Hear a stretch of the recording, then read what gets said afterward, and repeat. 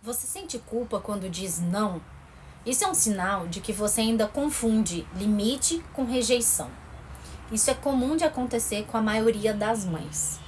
Mas você tem que entender que dar limite não é rejeitar, é cuidar com coragem. Isso que é dar limite. Muitas mães confundem a firmeza com a dureza. Mas a criança, ela precisa de um contorno para crescer. Ela precisa disso para se sentir segura, para ela conseguir entender como que ela vai agir naquele ambiente, tanto dentro de casa quanto em um ambiente externo. E os benefícios de você fazer isso é que você fortalece o vínculo com essa criança. Você cria previsibilidade e segurança para ela. Você evita comportamentos que são desorganizados no futuro. Além disso, esse contorno amoroso, ele é sempre olhado dessa maneira, amoroso, e ele é constante. Ele não é um controle com grito ou com punição, algo que vai tirar, fazer a criança sentir dor, sofrer. Por exemplo, uma família que insiste na hora do não com o diálogo e reduz uma birra em 60% das vezes. É muito comum a gente desistir do limite para a gente evitar o conflito. Evitar o conflito é comum quando a gente tem criança em casa. E aí você precisa o quê? Manter uma linguagem sempre muito clara e uma linguagem simples para a criança entender. Você não pode nunca negociar o que é essencial. Você precisa escutar a frustração da criança, mas sustentar o não. Por exemplo, existem coisas que não são negociáveis. A criança, por exemplo, ela não pode escolher se ela vai ou não para a escola. Ela não pode escolher se ela vai ou não vai dormir. São coisas que não são negociáveis. Quem tem que decidir isso é o pai ou a mãe. Ela pode decidir, por exemplo, se ela vai tomar banho antes ou depois de comer. Isso é uma decisão que a criança pode tomar sem afetar o desenvolvimento dela. Tá? Então tem coisas que tem como a gente deixar a criança escolher e tem coisas que não tem como a gente deixar a criança escolher. Ela, por exemplo, quando tá frio no inverno, ela não pode escolher se ela vai usar um casaco ou se ela vai ficar sem casaco, porque você, como adulto, sabe que se ela não usar casaco, ela vai ficar gripada. Então ela precisa desse casaco. Ela não tem noção do motivo do que vai causar, por exemplo, se ela não usar casaco. Ela não tem essa percepção mais geral, mas você como adulto tem. Então cabe a você ser o adulto dessa relação. Isso é engraçado porque muitas mães e muitas famílias têm dificuldade, por incrível que pareça, de serem o adulto da relação.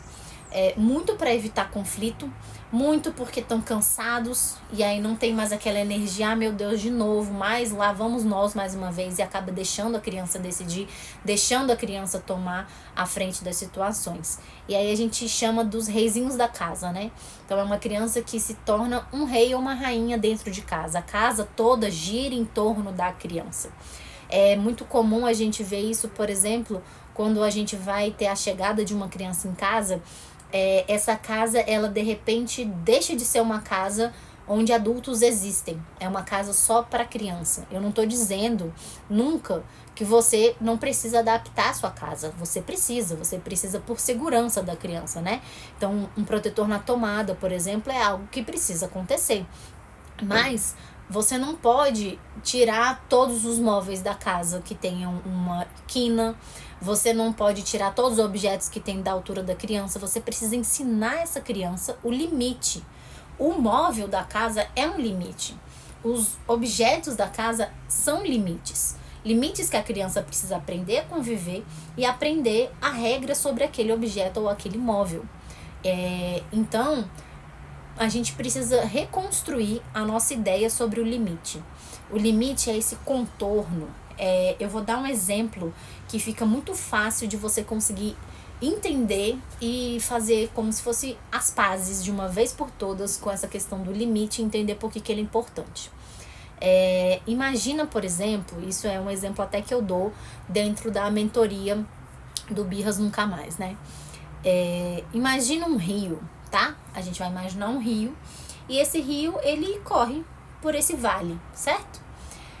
Próximo desse rio existem casas, existem mato, existe floresta, existem bichos que vivem ali e tudo tem esse rio que está correndo. Esse rio, ele corre por esse caminho, por quê?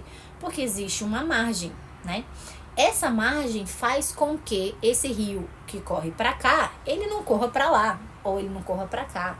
E aí você sabe que naquele ambiente, naquele espaço onde não corre o rio, você pode construir uma casa, você pode andar, os bichos podem morar.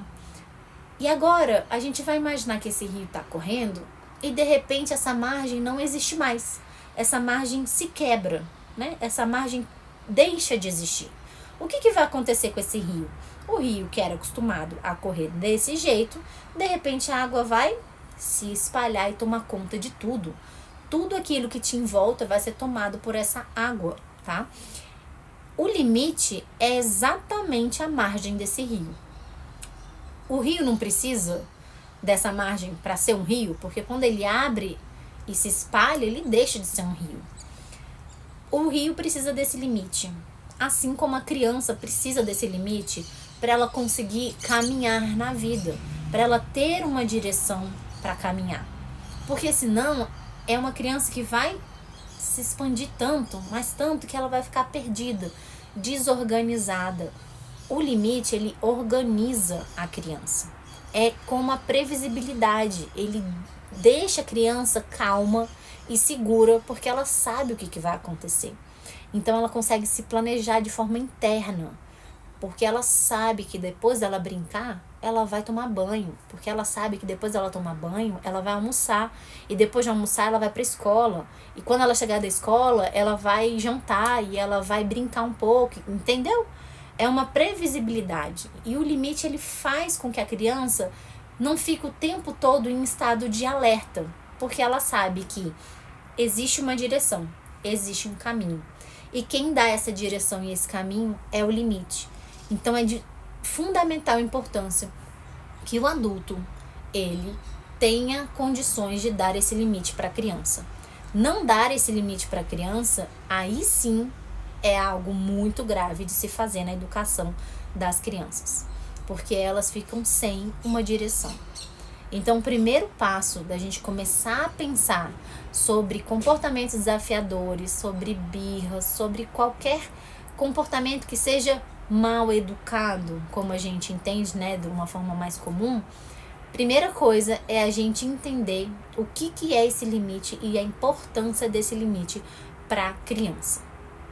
Tanto agora quanto quando ela crescer, né? Ser um adulto com limite é muito importante para todo mundo.